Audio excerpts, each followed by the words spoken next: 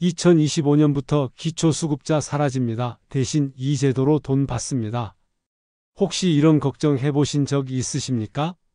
나는 힘들게 사는데 나라에서 주는 건 하나도 못 받는다고, 자식이 있다고 해서 탈락되고, 집이 있다는 이유로 지원이 안 되고, 은행에 돈도 없는데 그냥 재산만 있다고 끊긴다는 이야기. 그래서 포기하신 분들도 많으셨을 겁니다. 근데 말입니다. 이제는 달라집니다. 2025년부터는 디딤돌 소득이라는 이름으로 기초생활수급자 제도가 새롭게 바뀝니다. 이제는 소득만 봅니다. 자식이 도와주지 않으면 괜찮습니다. 살고 있는 집이 있어도 괜찮습니다. 진짜 어려운 사람을 나라가 다시 제대로 도와주겠다는 뜻입니다. 지금부터 이 변화가 어르신께 어떤 도움을 줄 수 있는지 차근차근 설명드리겠습니다. 사실 기초생활수급자 제도는 참 좋은 제도입니다. 생계가 어렵고 몸이 불편하신 분들이 나라 도움을 받아 살아갈 수 있도록 만든 거니까요. 그런데 이 제도를 받고 싶어도 못 받는 분들이 너무 많았습니다. 예를 들면요. 자식이 있다는 이유 하나만으로 탈락한 분들 계십니다. 아들이라도 있지만 형편이 어려워 도와주지도 못하는데 있다는 이유만으로 수급 대상에서 제외된 겁니다. 또 어떤 분은 살고 계신 집 한 채 때문에 지원을 못 받았습니다. 그 집을 팔 수도 없고 팔아봤자 갈 데도 없는데 그냥 재산으로만 계산돼서 떨어진 겁니다. 그리고 또 있습니다. 현금은 하나도 없는데 자동차가 있다고, 예금 통장이 있다고, 있는 걸로만 계산해서 탈락되신 분도 많았습니다. 이런 일들이 계속되다 보니 정작 정말 어려운 사람은 도움을 못 받고 기준만 맞춘 일부 사람들만 혜택을 받는 안타까운 일이 생겼던 겁니다. 그래서 정부가 방향을 바꾼 겁니다. 복잡하게 따지지 말고 진짜 생활이 어려운 분을 중심으로 도와드리자. 그게 바로 이번에 새로 바뀌는 디딤돌 소득입니다. 이제부터는 기초생활수급자라는 말 대신 디딤돌 소득 대상자라는 말을 쓰게 됩니다. 이게 무슨 말이냐면요. 나라에서 이렇게 정하는 겁니다. 한 달에 최소한 이 정도는 있어야 사람답게 살 수 있다.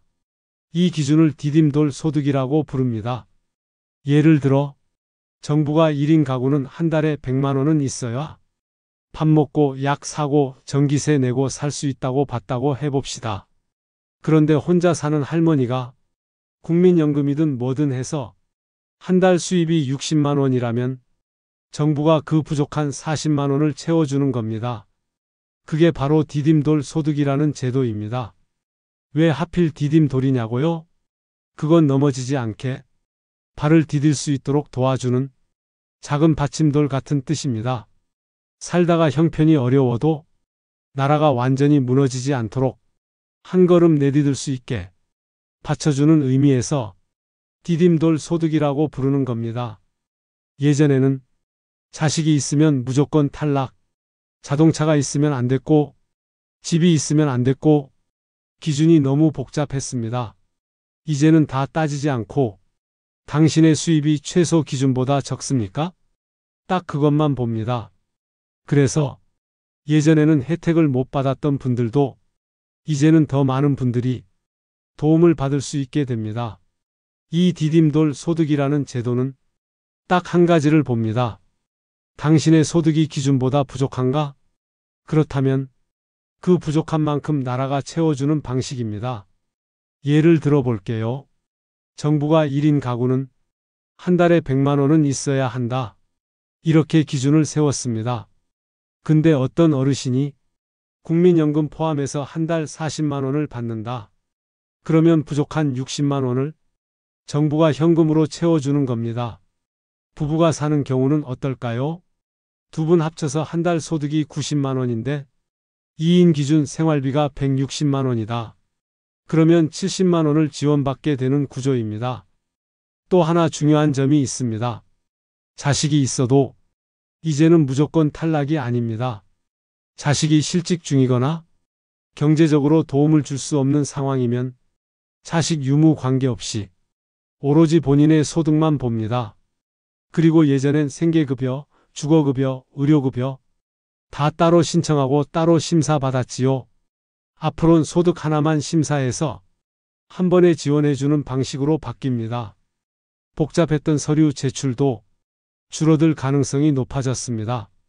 무엇보다도 예전에는 탈락했던 분들, 이번 제도로 새로 혜택을 받을 수 있게 됩니다. 특히 노인 단독가구, 장애인 가구처럼 실제 생활이 빠듯하지만 기준에 막혀 못 받았던 분들, 이번엔 혜택 받을 가능성이 높습니다. 기존의 기초생활수급자로 생계급여나 주거급여, 의료급여를 받고 계셨던 분들, 걱정 안 하셔도 됩니다. 왜냐하면 자동으로 디딤돌 소득 체계로 전환되기 때문입니다. 별도로 다시 신청하실 필요도 없고 생활비가 갑자기 줄어들거나 지원이 끊기는 일도 없습니다. 예전에는 각종 급여가 나눠져서 지급됐지요. 이젠 그걸 하나의 기준으로 정리해서 현금으로 직접 보충해주는 방식으로 바뀌는 겁니다. 다만 의료비나 교육비 같은 항목은 기존처럼 따로 지원됩니다. 예를 들어 손자, 손녀 교육비, 병원비 같은 부분은 여전히 따로 챙겨드립니다. 이제 어르신들께서 기억하셔야 할 건 세 가지만 정리해 드릴게요. 첫째, 지금 받던 혜택은 갑자기 끊기지 않는다. 둘째, 생계비는 현금으로 바뀌지만 의료비, 교육비는 계속 따로 지원된다. 셋째, 소득이 갑자기 늘면 일시적으로 지원이 줄 수는 있지만 다시 어려워지면 언제든 재심사 받고 재신청할 수 있다. 즉, 조금이라도 생활이 빠듯해지면 언제든지 도움을 받을 수 있는 구조가 되는 겁니다. 제도는 바뀌었고 이전보다 훨씬 단순하고 받기 쉬워졌습니다. 그런데도 일부 어르신들 사이에서는 이게 정말 다 괜찮은 건가? 걱정하는 목소리도 있습니다. 왜냐하면 딱 소득만 본다는 기준이 오히려 억울한 경우를 만들 수 있기 때문입니다. 예를 들어 보겠습니다. 어떤 어르신은 매달 국민연금 80만 원을 받습니다. 겉으로 보면 소득이 있는 것 같죠? 그런데 실제론 지병으로 병원비가 많이 나가고 가족 부양도 해야 하는 상황입니다. 남는 돈이 거의 없습니다. 그런데 정부 기준으로는 소득이 80만 원 있으니까 지원 제외, 이렇게 될 수도 있습니다. 즉, 생활이 훨씬 힘든데도 도움을 받지 못하는 일이 생길 수 있는 거죠. 또 어떤 어르신은 혼자 사시며 전세에 사는데 예금이 조금 있어도 생활비로 쓰이지 않는 경우가 있습니다. 그런데도 그 예금이 소득으로 잡히면 지원 대상에서 빠질 수 있습니다. 사람마다 사정은 다른데 딱 한 줄 소득 얼마? 이걸로만 판단한다는 게 때로는 부족한 기준이 될 수도 있다는 이야기입니다. 정부도 이런 문제를 인식하고 있어서 보완책 마련 중입니다.